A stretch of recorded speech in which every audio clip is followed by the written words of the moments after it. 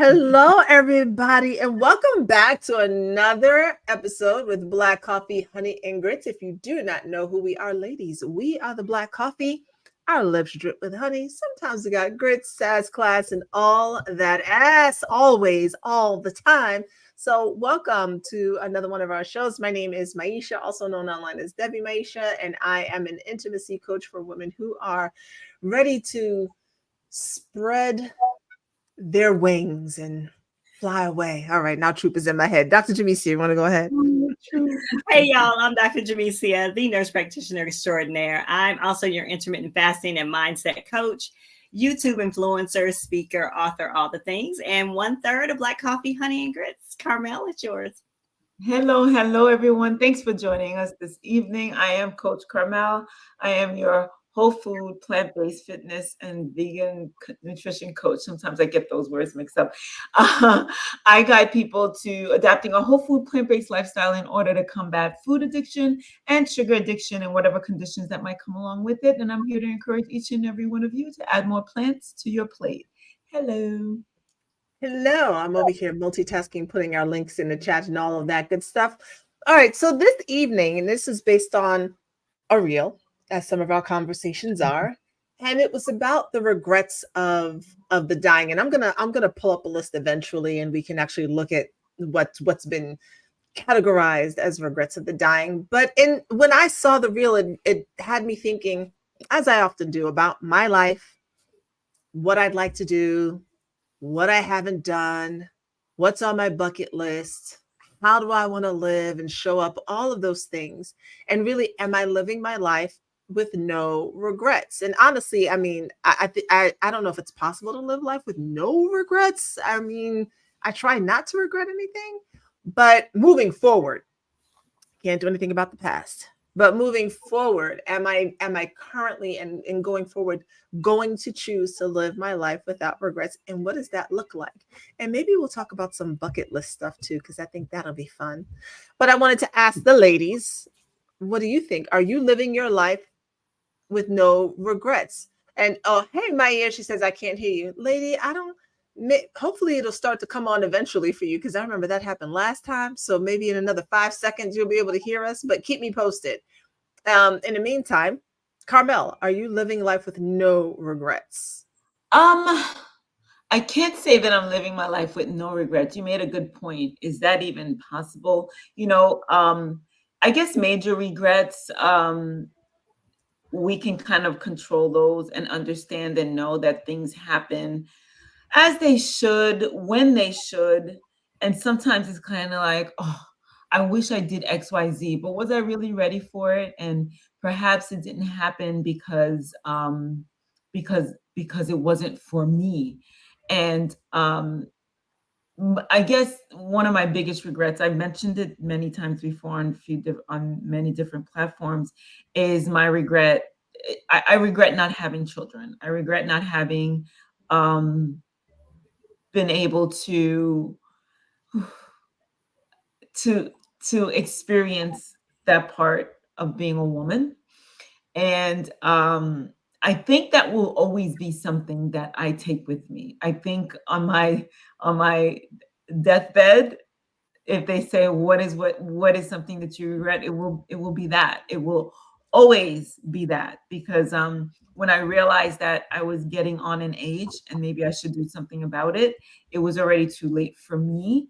And it's interesting because at that point, yes, it's something maybe I could have done before, something that I came in to realize, and then realizing that, like, not that I didn't know enough to maybe change certain things, move things around so that I can make it happen.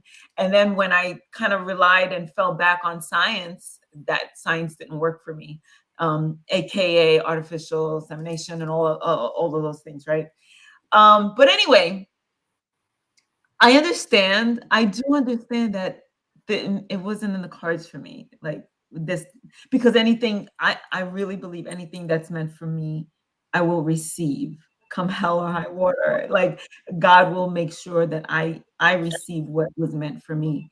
And I just wish that that was in the cards for me. And maybe on my dying day, I won't regret that, because maybe I will come to the realization that, oh, there was something else that I was meant to do.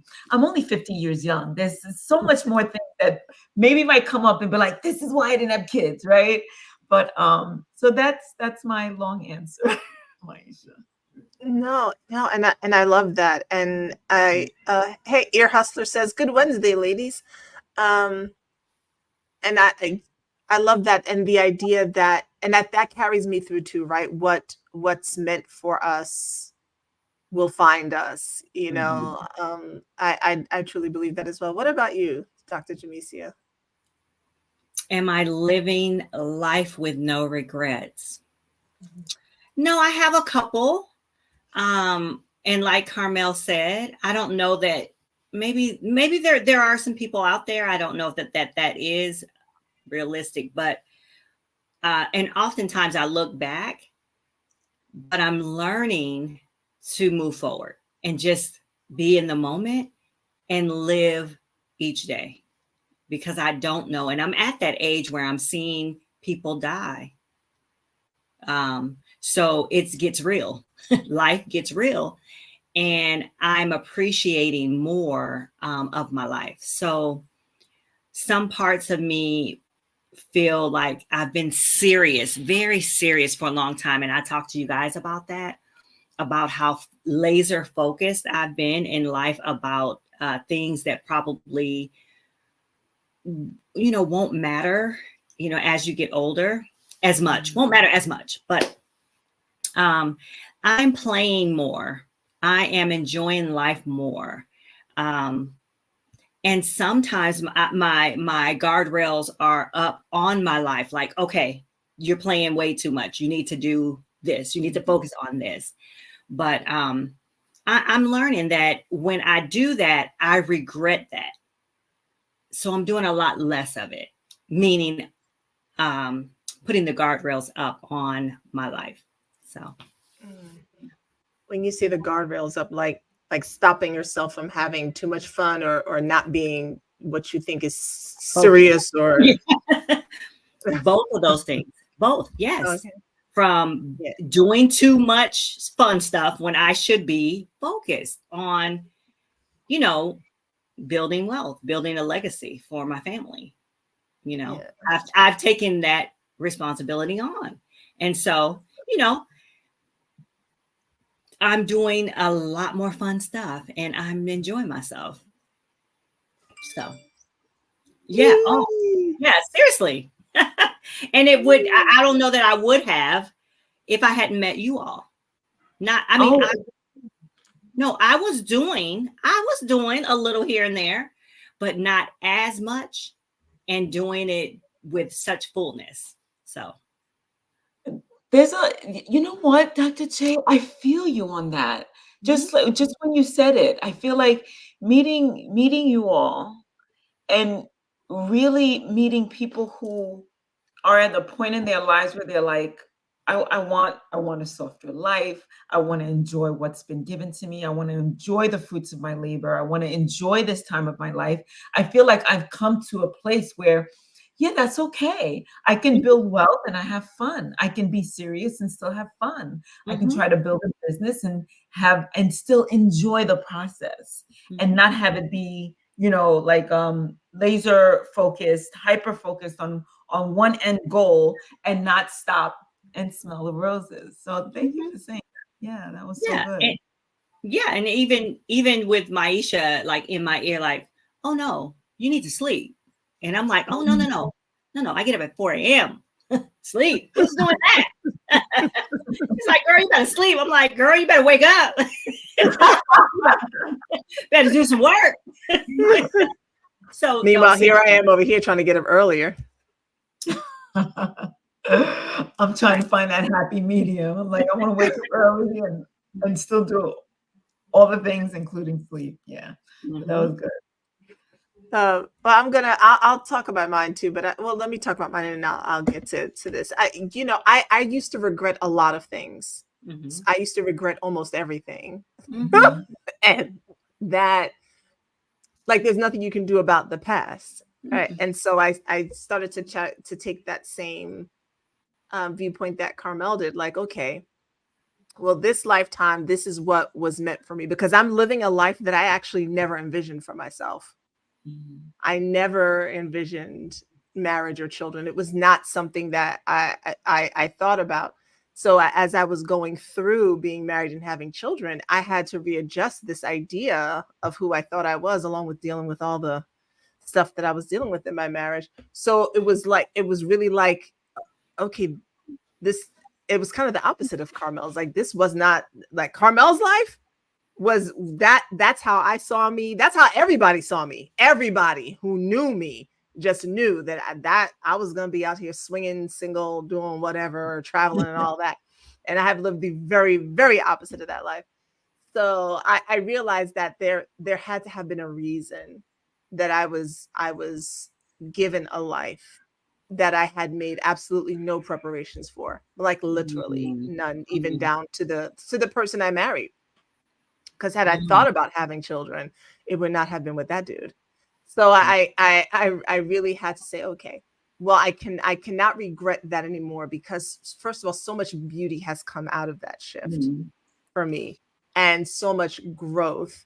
I would have been a complete asshole if I did not ever get married and have children. I would just not have been a very nice person. And so being in that situation of giving and being responsible grew me up. I wouldn't have my business that I love. I think I might have come into it later, because I feel like there's always certain things along our path that we're gonna come into, but I might not have gotten to some earlier stage of it until now, or even later.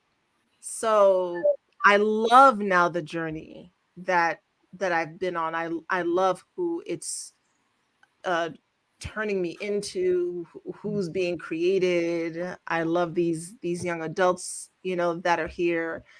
So my goal now is not necessarily to live life with no regrets, but it's when I make decisions that might not have aligned, to say, okay, this might not have been the thing, but where's the gold in it, so I don't regret it. Yeah, because I'm still gonna make decisions that I might look back on, when I'm 55 and go, damn, did I really want to do that? But there's a reason for it. So I try to see life that way.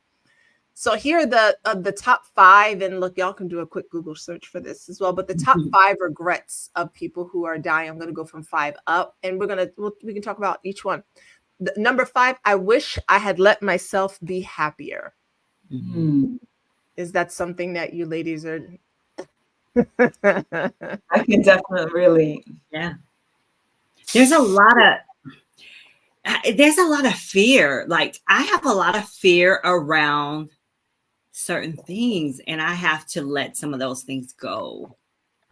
It's like protecting my heart, protecting my finances, protecting my home, protecting my kids. Just and if you're always like on guard, you truly cannot be at the height of your happiness. You just cannot. It's true. Because you're trying to control everything. Yeah, that hypervigilance. Right. What about you, Carnell?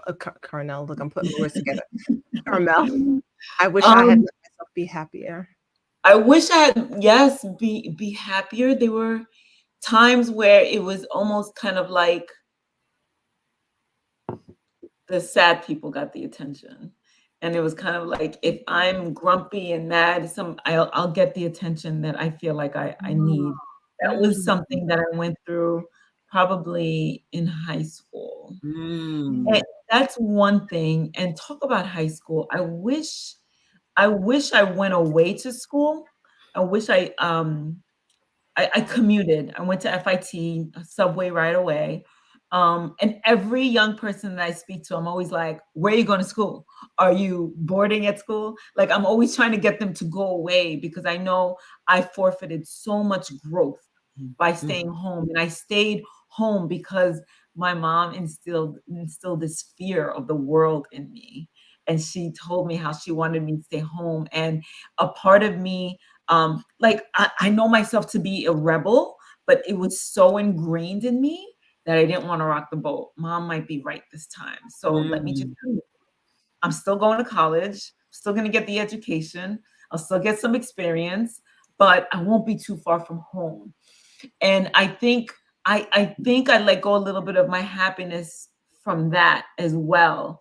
Like the commuting, that takes a lot out of you. So here I am, I'm studying, I'm trying to maintain a social life, and I'm commuting all these hours back and forth. Yeah, it was a subway right away, but there's the bus to the train, then walking, and then doing that for 4 years. And not really experiencing the culture, especially I went to FIT, and being immersed in a culture like that, I just wonder how much greater I would have been. And that was all fear. And when you're wrapped up in fear like that, how are you truly happy? So that's my answer. Yeah. You know what's interesting as you say that, and I was just reading I'll read what it says here. This is a surprisingly common one. Many did not realize until the end that happiness is a choice. They had stayed stuck in old patterns and habits. The so-called comfort of familiarity overflowed into their emotions as well as their physical lives. Fear of change had them pretending to others and to themselves that they were content, when deep within they longed to laugh properly and have silliness in their life again. So I wish I had let myself be happier. When I look back, I was a very disgruntled person in my 20s and 30s, and something was always better. So no matter where we lived, I didn't like it. I wanted what was across the street or on the other side. I had no appreciation, no gratitude. That was just me in general. No appreciation, no gratitude. I can be honest about that.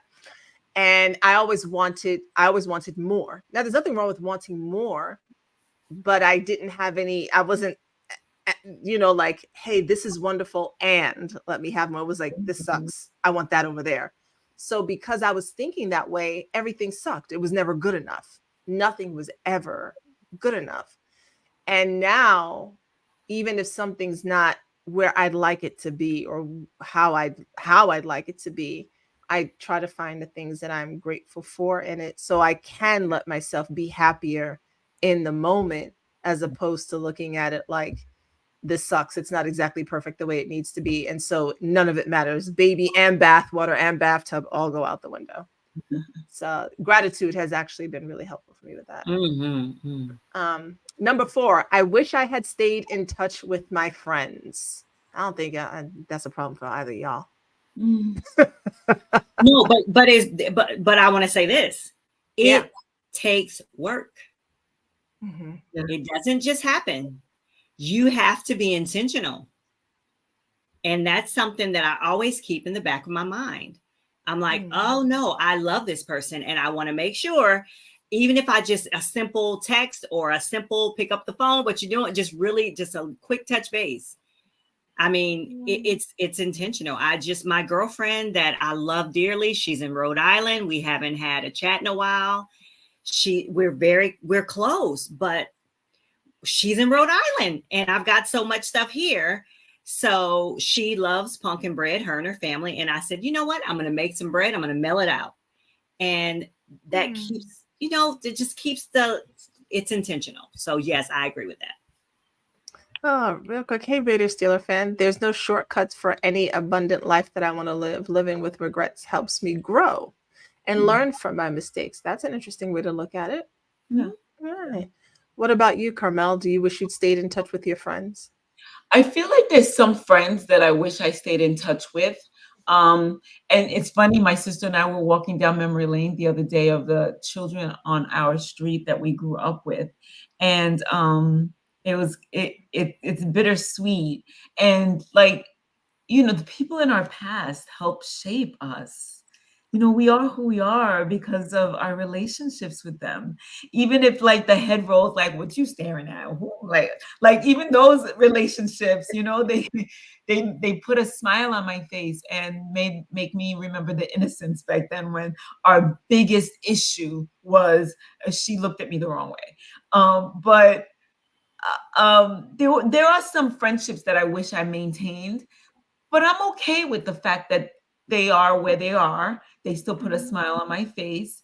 I wish them well and keep it moving. And if our paths cross in the future, I know I'll have an open heart to say, "How are you?" Like, and talk about it. But I feel like unless a relationship, I don't know. I feel like there's some relationships that can stay where they are and they serve their purpose.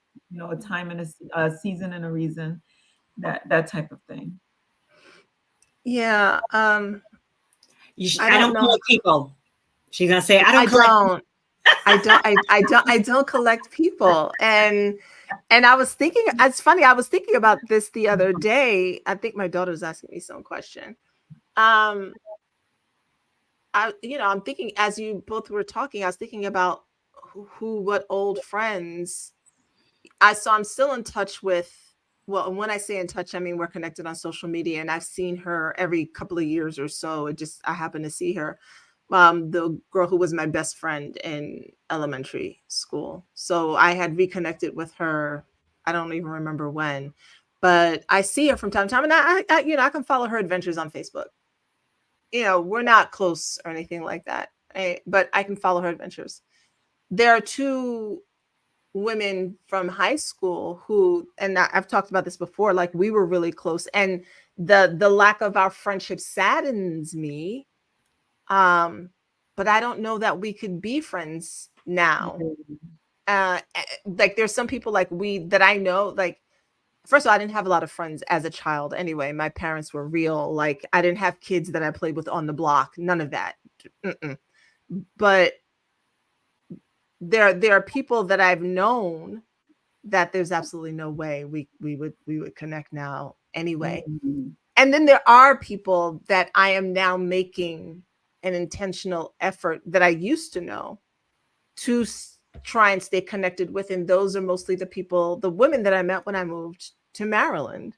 And when our children were younger, those women I'm doing my best to kind of stay in touch with, especially because I want to move back down there too. But those women really were a centerpiece of a pivotal point in my life. And we had so much in common, crunchy granola, all natural, breastfeeding, not spank your kid. Like we were all that new agey stuff that people now call gentle parenting or whatever, but we were doing that 25 years ago.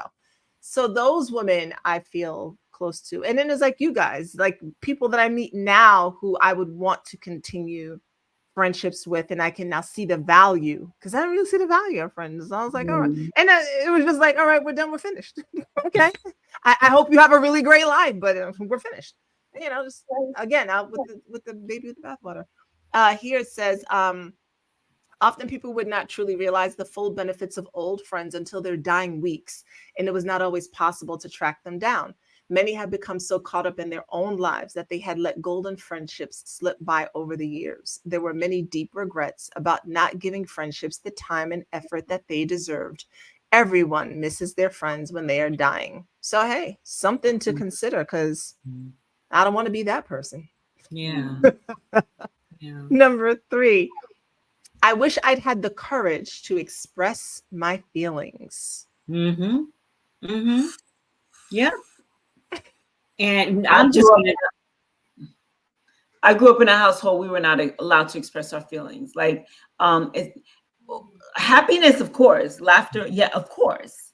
But don't be discontent with something and have it show on your face. Not let alone say it. Like my mother didn't even want to see it on my face. It was like, fix your face. Let alone say something, Mom. No, what? What? No. So I grew up hiding that. And then I went to Catholic school with the nuns. And back then the nuns were spanking. And so I grew up girls. So go ahead, Dr. J. That's all I have to say about that. You can imagine. Yeah, I mean, I think most, dare I say, Black families were like that. Like that's like kind of the norm, right, for us.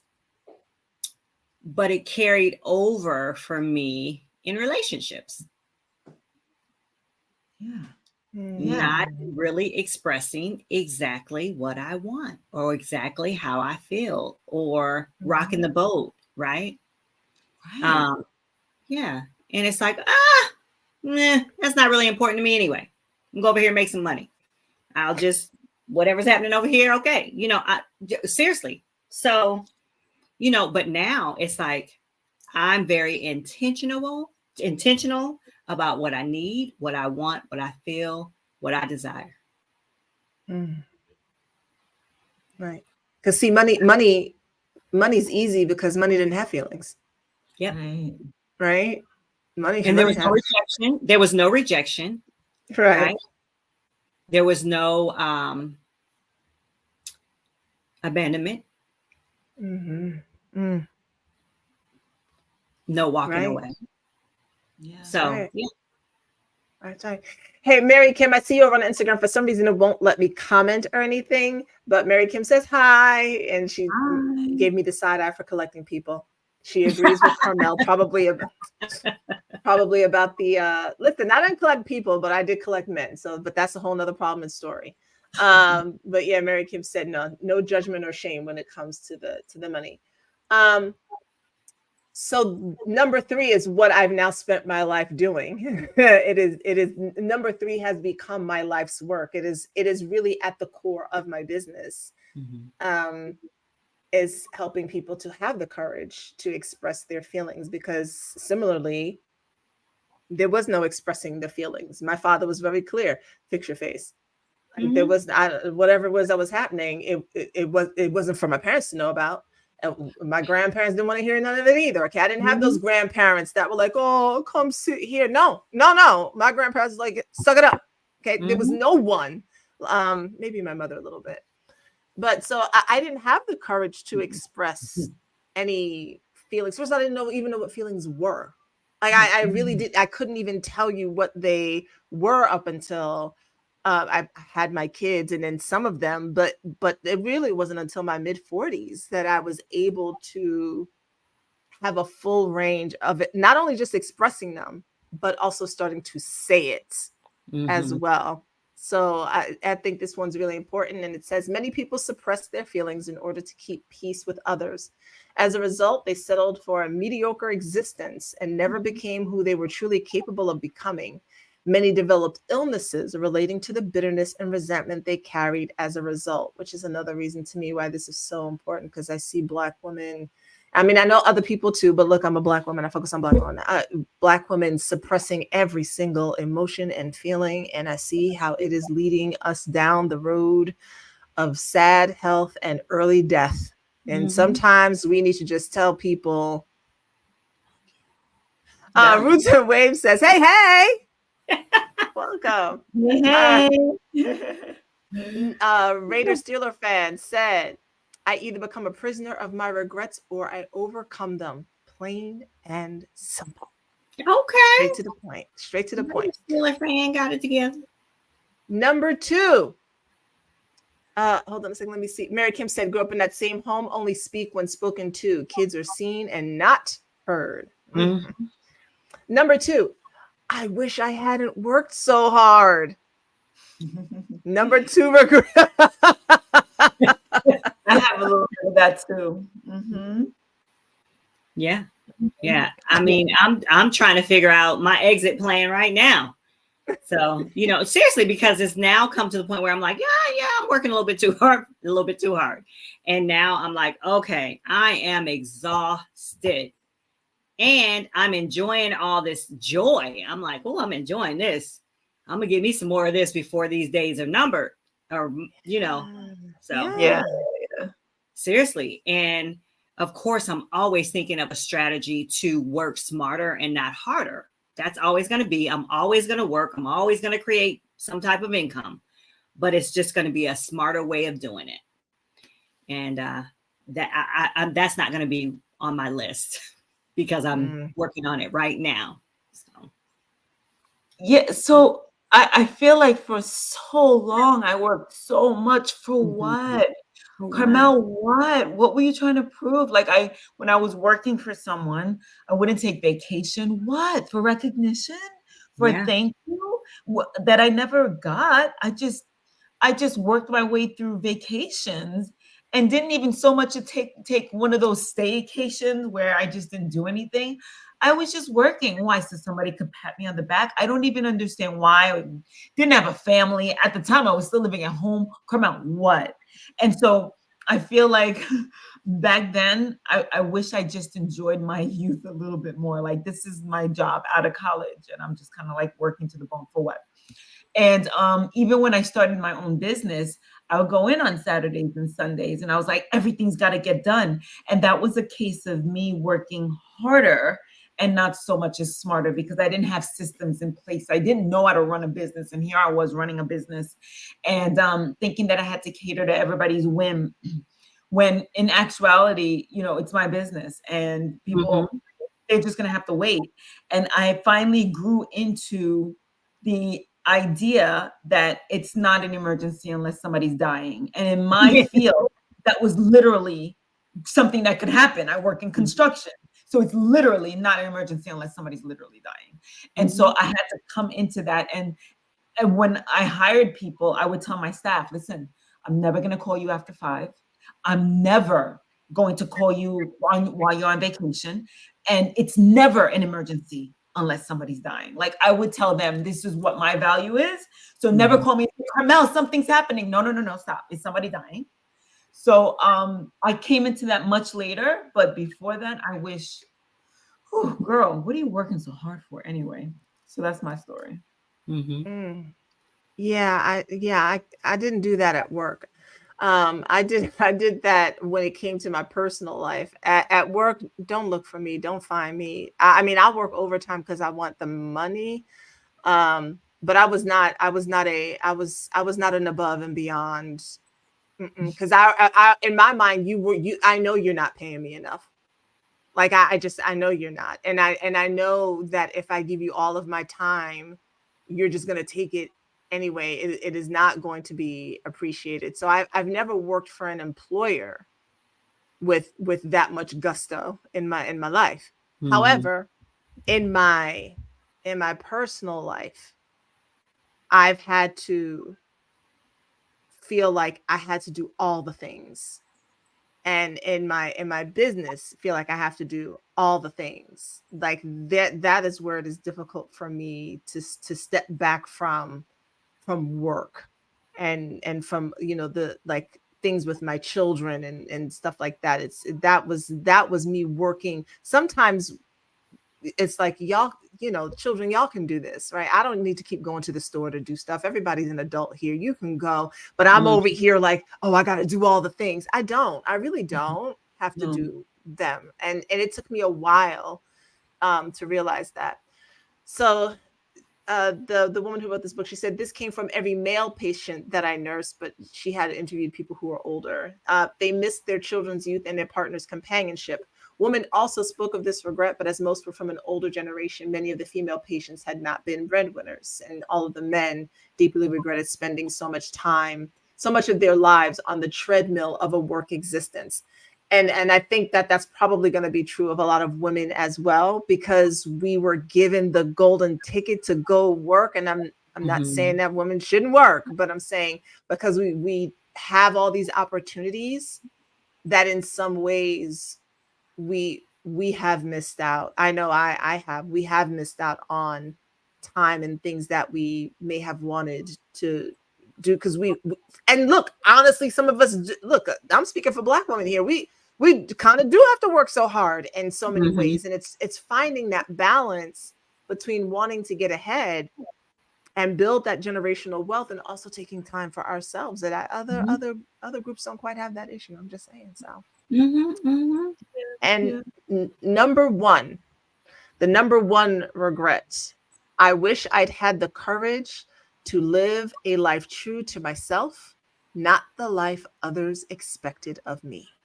And I'll just read it. It says, this was the most common regret of all. When people realize that their life is almost over and look back clearly on it, it is easy to see how many dreams have gone unfulfilled. Most people had not honored even half of their dreams and had to die knowing that it was due to choices they had made or not made.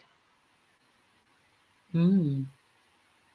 Yeah. So I'll say this.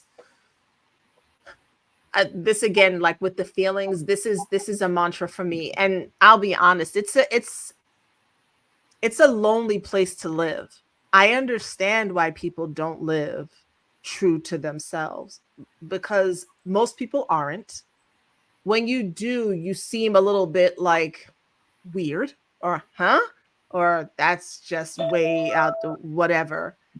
But I have committed myself to living as true to me as possible, even if it means my circle is extremely small, or even if it meant my circle was non-existent. I spent all of my childhood years, as we all, most of us do, trying to live up to the expectations of others.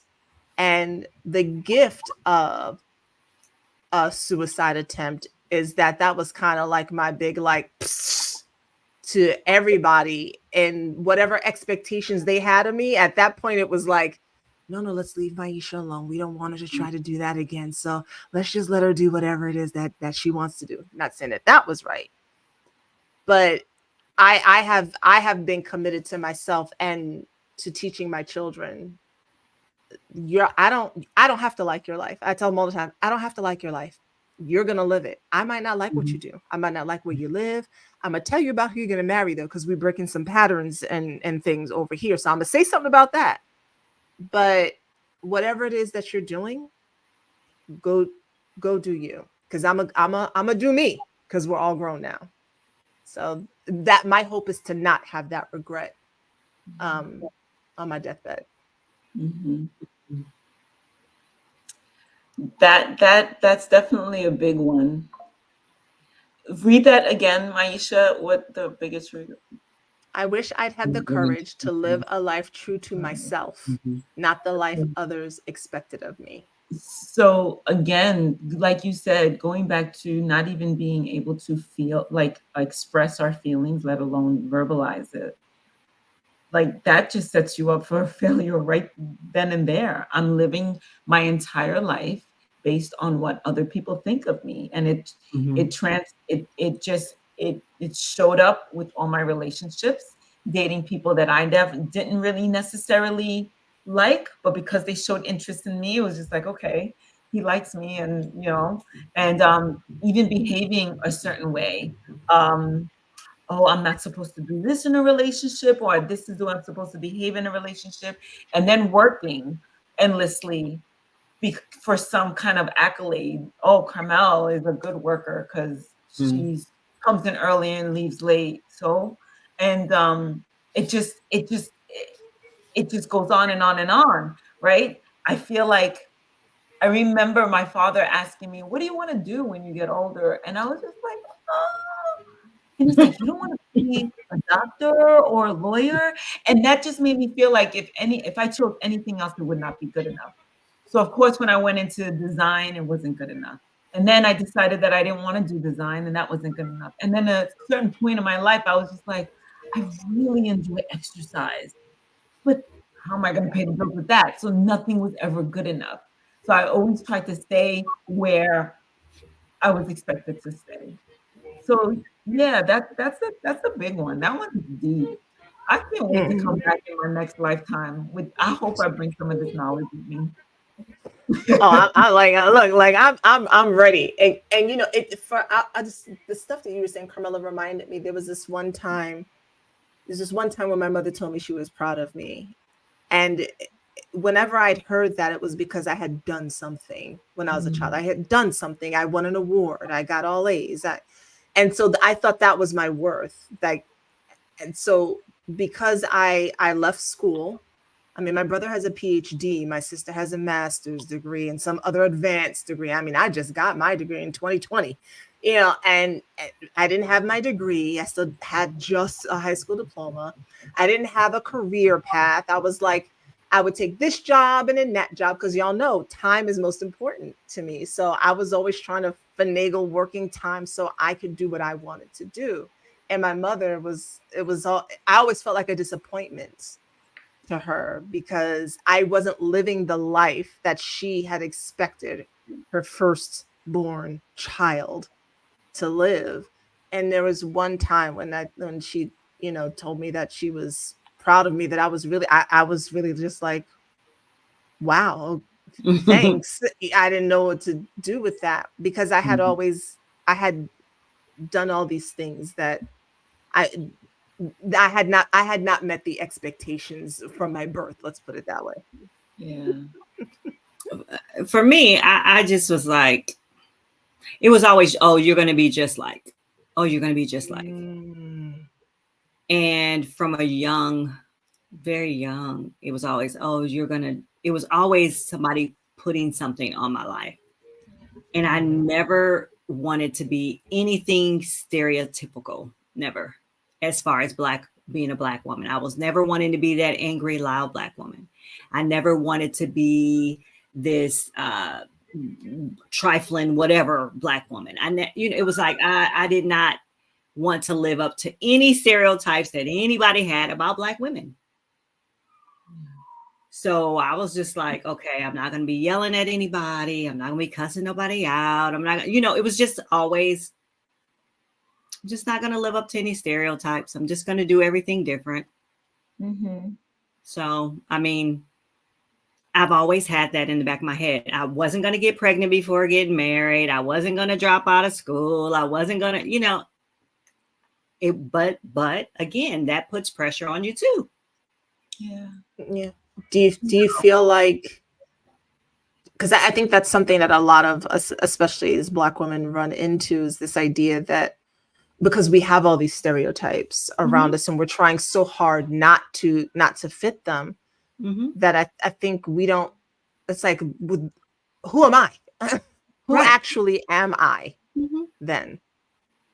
Right. And I'm very well, and it was, and it's kind of, I don't know. I'm just me, really. I never felt like I wanted to be an angry Black woman, or I never felt like I wanted to do any of the stereotypical things. But I was going to make sure that I wasn't going to be pregnant at 13 or whatever, or, but it was still very, a lot of pressure that I put on me. That I put on myself.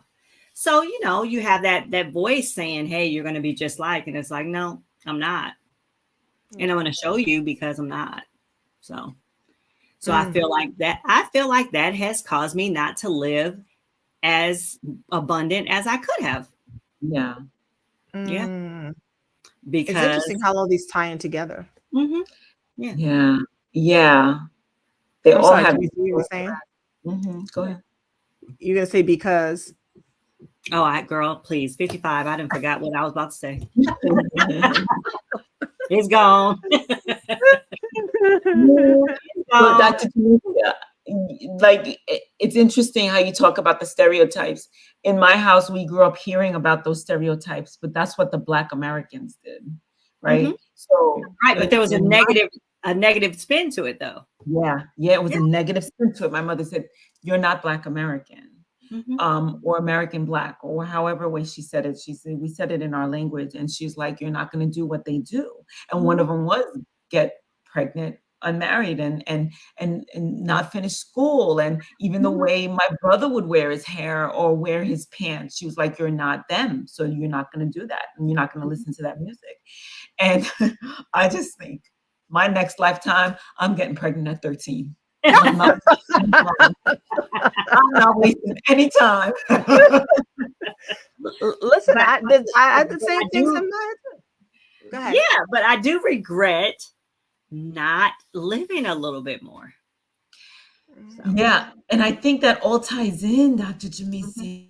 Yeah. Yeah, I've had I've had some experiences, and I still have some stuff on my bucket list. But the stuff that's on my bucket list at this point is, I'm sure it's not on y'all's, but I've done some things.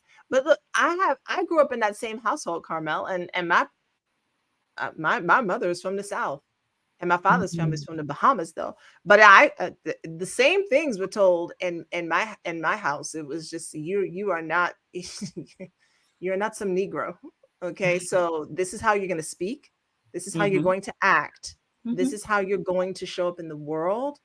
And was one of the reasons I didn't have a lot of friends, right? No, you don't associate with those people. No, you don't act like those people over there. And hence, me being called an Oreo at a very early age, which kind of disturbed me because I mean, there is something to be said about if I don't want to be like the stereotype, the only other example we have is this proximity to whiteness. Yeah. So if I'm not going to be the stereotype of anything that's seen, I don't have anything to look at. All I've got is white culture. And so I guess I'm gonna emulate kind of white culture or some watered down in between version of Black culture. I don't know. But I was around a lot of white people. So I ended up emulating a lot of the culture I saw on TV and what I went to school with. And so then it ended up being the Oreo double stuff kid, because what else did I have? And then it's learning how and then it's okay, well, what does it mean to be true to myself? And then I had to question, okay, well, but who am I? How do I actually want to live? Do I care about the stereotypes? Do I know that I'm not that? Like, I've had all these questions running through my mind as I've gotten older. And if there were no stereotypes, what would I do? And I started to ask myself that question. I love that. I love that. And let that guide me. Because if I want to be pissed, I'm gonna be pissed. Right. Right. If I want to be extra happy, I'm gonna be extra happy. And it's like if that did not, if I was like a white woman and no stereotypes existed, all I got is trailer park. If no stereotypes existed, what would I do in this moment? And not continue to let other people's ideas of how I'm supposed to be constantly dictate my behavior. And that has been that's still a challenge as a Black woman in the United States. I don't want to die on my deathbed with that. Let me tell you right now.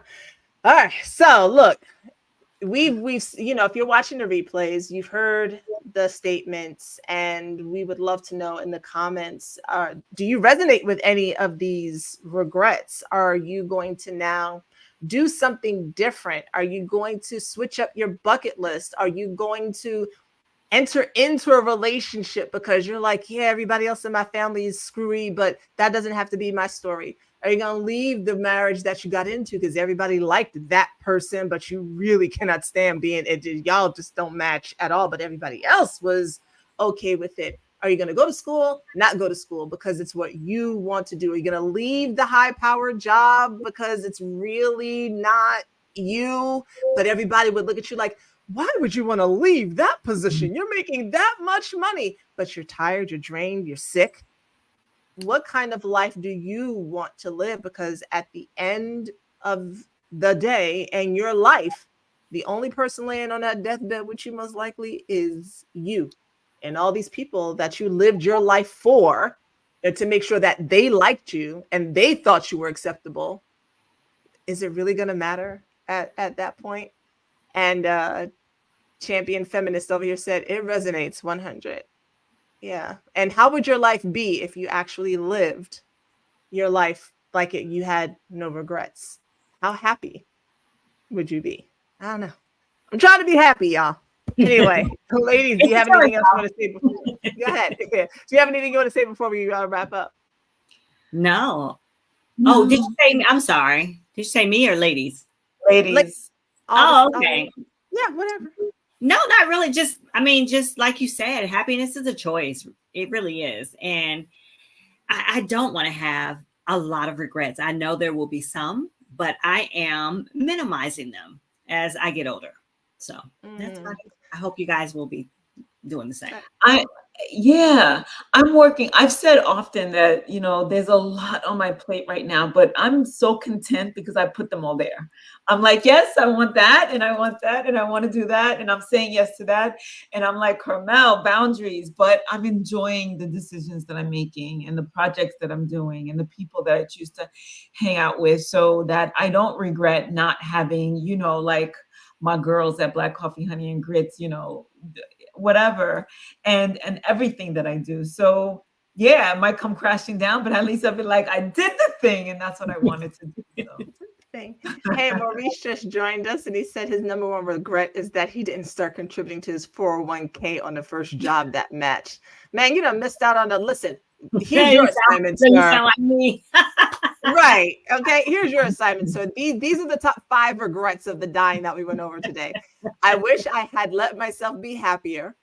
I wish I had stayed in touch with my friends. I wish I'd had the courage to express my emotions.